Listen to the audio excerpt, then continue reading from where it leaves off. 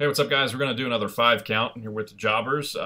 We're going to talk about 5 groups or people that WWE could sign that they haven't looked into yet, just with the different style they're kind of bringing with SmackDown and Raw. There's quite a bit of talent out there that they could either bring back or sign for the first time. So, Mike, who do you think the first folks are that they could bring in? Yeah, so the first group they should bring in is the rest of the club. I mean, they're already continuing the storyline. You might as well continue bringing in the DNA so they can tell that story well. They're kind of the new version of the NWO. So eventually, like, you could have a SmackDown club versus Raw club feud, in which kind of like the Wolfpack versus the Black and White. But those members are the Young Bucks, Adam Cole, and Kenny Omega. Kenny Omega is known as one of the best workers in the world. He's also small enough to where he can fit in the cruiserweights, as can the Young Bucks. And Adam Cole, from what I hear, is someone that Vince is enamored with and once thought that he could be the future of NXT. So I think that having those guys in there to solidify the presence of the club and hopefully tell that story as best as they can. But I guess that's kind of conditional upon the storytelling of WWE. Yeah, I think that all those guys could definitely make an impact, and it'd be really interesting to see if they brought them into NXT first or if they brought them up to the main roster or kind of mixed bag there. But I think that their style, they're kind of, going more of what the internet wrestling community wants, or they're going more like the indie style on Raw a little bit more than we've seen in the past. So I think Young Bucks could come in and immediately have an impact, maybe on SmackDown where the tag team division seems like that's kind of their focus there. And then, the other 2 guys, you could have them, Adam Cole, his in-ring style kind of fits, what a Seth Rollins or someone like that. They could have some really good matches with Kenny Omega, of course, and Adam Cole. I think that's, they may be better suited on Raw. So, if you split those guys up, and then, like you said, you have to be kind of careful with that NWO angle. But I think that definitely they could have a gigantic impact on both shows. And that would, it would make a ton of sense, and they could tell those stories if they want to, or just let them kind of, create their own character in a WWE, career. So the next one we'll talk about is Jay Lethal. I've only seen a little bit of what he's doing now, but, when in his time in TNA, he basically, came out and had a gigantic personality, and he's basically one of the better workers that I've seen in the ring as far as his move set and all that kind of stuff. And, he has the personality to match. So what do you think about them bringing Jay Lethal over? As far as this list concerns, I would say that Jay Lethal is the most talented guy. And I don't mean that as necessarily just in ring, but just as a well-rounded wrestler. I would kind of put like Kevin Owens in that same list. Like, Kevin Owens is not only very good in the ring, but he's also very good in the mic. Mm-hmm. And he's very well-rounded. He can be serious and he can be funny. So, like Jay Lethal, as you mentioned, in TNA had his great moments as Black Machismo, right, and as well as mocking and imitating Ric Flair. Right, yeah. So if you wanted to put him in a comedy role, he's actually one of those guys that could pull it off, unlike, Golden Truth. Exactly. Like, he's legitimately very funny, and he's been over as a funny person. But if you want to bring him in as a serious, there's a reason that Ring of Honor made him the longest running champion in their history.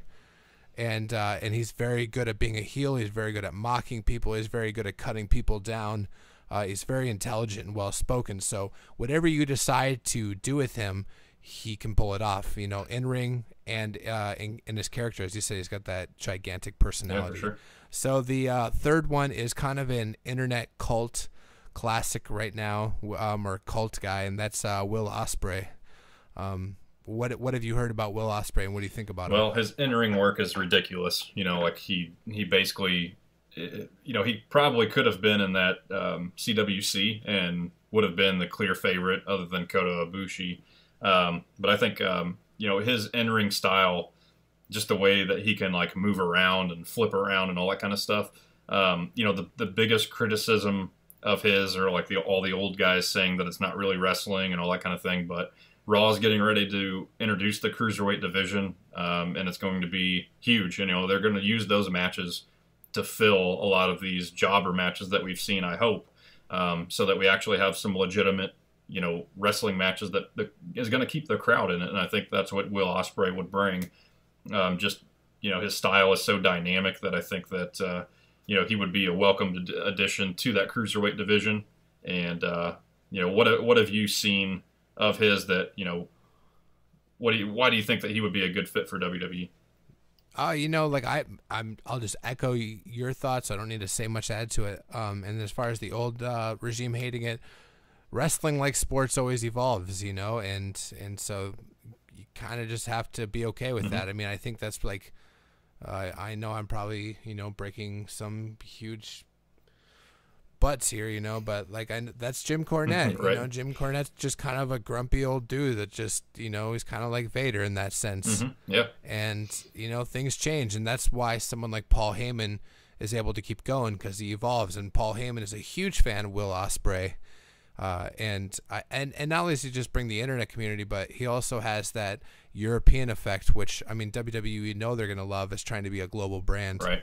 And I think that the biggest thing there is if you had the storytelling with that style of match, a lot of the people wouldn't have as much negative stuff to say about it. I think that just because WWE on the Raw side of things right now is so focused on the match that there's not much storytelling going on. It's just that, it would be him going out there flipping around for no reason, and then the next week is duplicate of the same. So I think good storytelling is more, hurtful than the actual match style of themselves. So, that's kind of my quick thought on that. So the next one we got is Rey Mysterio. Everybody knows who he is. He's one of the most charismatic people that we've seen. He's recognizable. He could come in and give legitimacy to that cruiserweight division if they need any. And, it's somebody that people can get behind and, give him like one last run in WWE because he's one of the most beloved characters that we've seen, pretty much in history as far as a cruiserweight goes. So, and he's one of those guys that could wrestle with just about anybody and did wrestle with anybody and made him look good, So what do you think about Rey Mysterio coming back? Yeah, I think he brings not only the legitimacy to the Cruiserweight Classic, but like I say, he's a fan favorite. And having just gotten rid of Alberto Del Rio, they kind of are in need of Latino or Mexican stars. And I think that he kind of fits that mold. He can also kind of be there to mentor Kalisto. Sure. As kind of Kalisto is kind of like the new age version of him.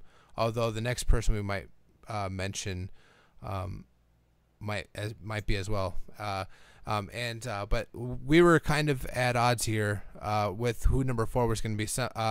We went back and forth between Rey Mysterio and the Hardys. But so for people who are saying the Hardys should be on this list, we're going back and forth. So.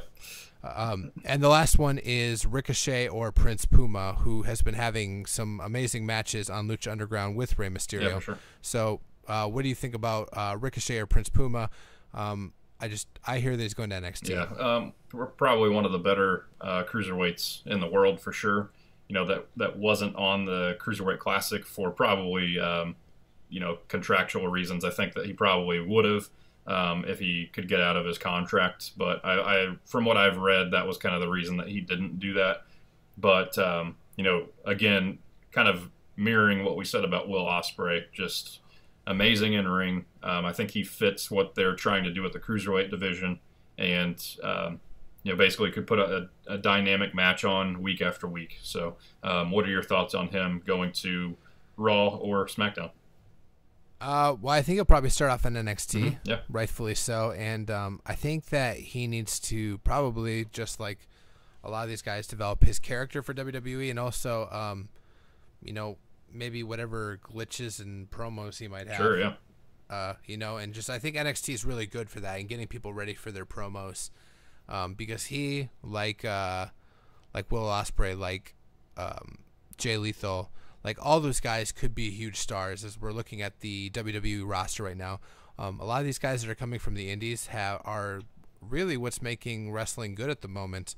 And so you just want to make sure you harness that and make it as great as possible. Sure. Yeah, and just to touch on the Hardy Boys, I think my reason for going against them a little bit was just the freedom that they have in TNA right now. They can kind of do whatever they want, and I don't think that if they were in WWE that they would have ever been able to do a character like what Matt Hardy's doing right now, just the creative freedom that they have. I think that that's kind of the reason why they'll stay in TNA as long as they can. But like you pointed out, they do want to end their career in WWE, which could be, a one last stand at a WrestleMania or something like that. So. Yeah. And not only that, I'm sure they enjoy a paycheck. Absolutely, yeah. And hopefully TNA turns that around because, even though the Raw and SmackDown division here in their brands can help, I think that actually having some competition could help as well. So some outside pressure for them to do something different. So it's definitely helping. That it made them have that Wyatt family compound fight. So they were feeling some kind of pressure from the Hardy Boys being the most talked about thing in wrestling there for a while. So, thank you guys so much for checking this out. Let us know who you would want to see in WWE, and we will talk to you next time. Thanks, guys.